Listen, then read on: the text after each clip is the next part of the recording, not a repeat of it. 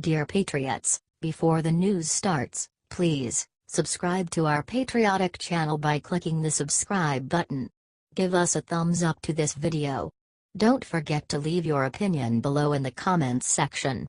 Share the news on Facebook and Twitter so you friends see it. Thank you. Farmers want some of Trump's TV time.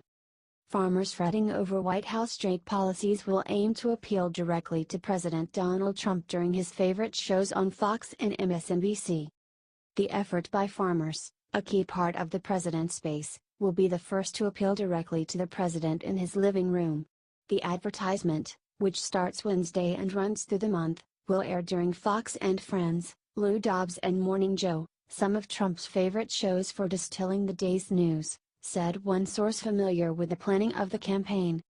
U.S. farmers hope to make the case that foreign retaliation to Trump's tariffs on steel and aluminum and other pending trade restrictions will have a potentially devastating impact on their exports, if China and other trading powers decide to ratchet up tariffs on soybeans, wheat and other farm goods. The crops that we grow here on this farm are exported across the globe, Michelle Erickson-Jones, a farmer and rancher from Broadview, Montana, says as part of the 30-second ad. Policies that restrict trade would be devastating for farms like ours. Someday I'd like to pass the farm down to my boys. Mr. President, protect free trade and keep our agriculture economy strong. Our biggest concern is retaliatory action, at least in the short term, Erickson-Jones, who is president of the Montana Grain Growers Association, said in an interview. The European Union has already released a list of American goods it plans to raise tariffs on, many of which are agriculture and food items. The $500,000 road buy was sponsored by Farmers for Free Trade, an advocacy group formed last year by several agriculture industry groups in response to the president's potential withdrawal from NAFTA and other trade policies that could be detrimental to agricultural exports. The group is co-chaired by former Democratic Montana Senator Max Baucus and former Indiana Senator Richard Lugar, a Republican. When the U.S. engages in a tit-for-tat fight with our trading partners, farmers pay the price, Baucus said in a statement. While we need tough trade enforcement, we need to be smart about avoiding global trade fights that hurt American agriculture. The ad will run in both the Washington, D.C., and the West Palm Beach media markets. That way, Trump won't miss seeing them when he takes his regular sojourn to his Florida golf club, the source briefed on the campaign said. After last week's tariff announcement, business groups opposed to the policy have made pointed statements warning of increasing prospects of a trade war and formed coalitions to fight against the trade barriers. But the agriculture-focused ad is meant to show that farmers are on the leading edge of the pushback, the source said. This kicks off a larger campaign to get more farmers to speak up in the same way.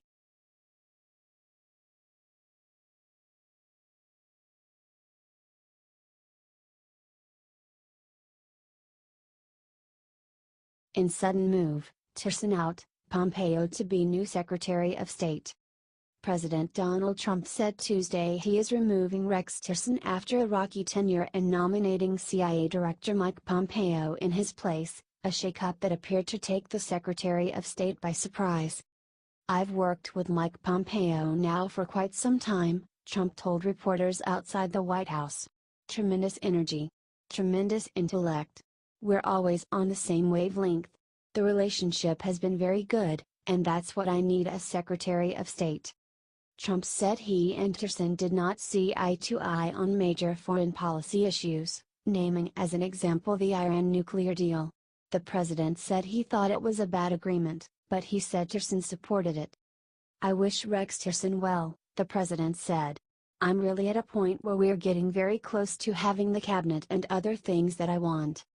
I think Rex will be much happier now, he said. Trump and Tillerson have been frequently at odds since the former ExxonMobil CEO took over at Foggy Bottom. But a spokesman for Tillerson said Tuesday he had not been planning to leave and wasn't sure why he was being ousted now. The secretary had every intention of remaining because of the tangible progress made on critical national security issues, said Steve Goldstein, Undersecretary of State for Public Affairs. The secretary did not speak to the president this morning and is unaware of the reason, but he is grateful for the opportunity to serve, and still believes strongly that public service is a noble calling and not to be regretted. Later on Tuesday, the State Department said Goldstein, too, would leave. Tillerson, in farewell remarks from the State Department briefing room, said he would hand off his responsibilities to Deputy Secretary of State John Sullivan but remain officially in his post through the remainder of the month. What is most important is to ensure an orderly and smooth transition during a time that the country continues to face significant policy and national security challenges, a visibly emotional Tillerson, who did not take questions, told reporters. Tillerson said he would encourage other State Department officials to remain in their jobs.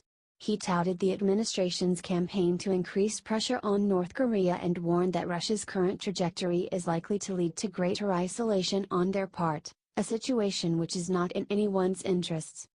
Tillerson's exit removes a source of frustration to Trump and elevates an official, Pompeo, who more closely shares his worldview. A senior White House official said Trump wanted Tillerson out so he could have his new team in place before upcoming talks with North Korea. The president agreed last week to sit down with North Korean leader Kim Jong-un. Tillerson had said just hours before Trump's announcement that such negotiations were a long way off.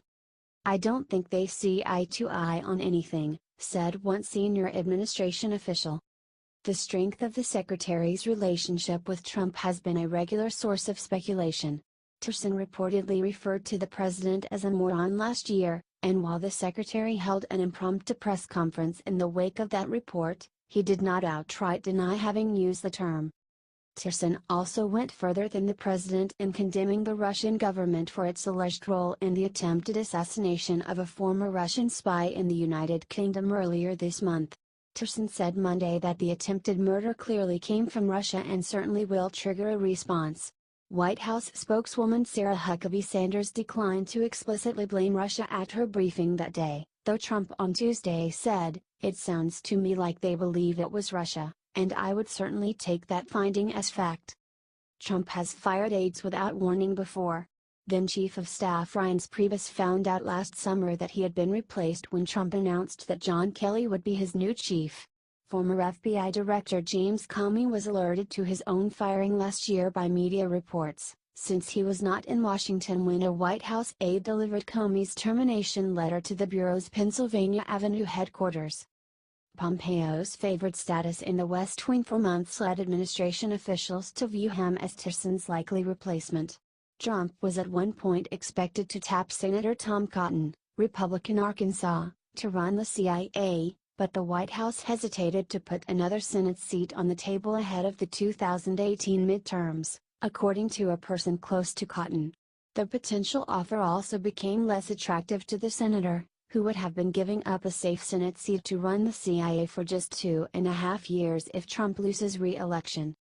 "I respect his intellect. I respect the process that we've all gone through together. We have a very good relationship, for whatever reason," Trump said of Pompeo. "I actually got along well with Rex, but really, it was a different mindset. It was a different thinking.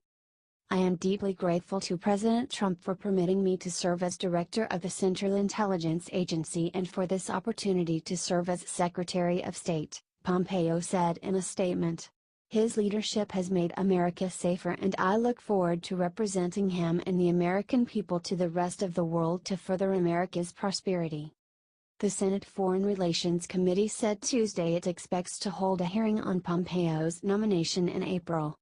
Senator Bob Menendez, D&J, the ranking member on the Senate Foreign Relations Committee, warned that instability at the State Department would create challenges for U.S. foreign policy, especially amid preparations for Trump's announced meeting with North Korea's leader. "The problem is not the question of having talks," Menendez said. "The problem is the preparation that has to go into it in order to try to have a successful result in such talks." Senate Armed Services Committee member Claire McCaskill, Demo, cautioned that being impulsive might work in a real estate deal. "I'm not sure it works in foreign policy." She conceded through that she had not thought about Pompeo seriously in the context of being Secretary of State, and "that's the work I need to do now." Tirson's ouster and the president's selection of Pompeo to replace him earned mixed reviews from Obama administration veterans who, as a group, have been widely critical of Tirson's leadership at the State Department. Tommy Vietor, a former National Security Council spokesman under Obama who now co-hosts a popular anti-Trump podcast, wrote on Twitter that Tirson was probably the worst Secretary of State in modern history. He gutted and demoralized the department and delivered nothing for this country. He cautioned that he fears what comes next, but I'm glad he's finally gone. Inside Tirson's State Department, rank-and-file opinion of the secretary was reportedly not much better. Current and former department officials said last November, amid a swirl of rumors that Tirson might have been on his way out, that a shift to Pompeo would be welcomed in the hopes that his closer relationship to Trump might enliven the department's role in the government.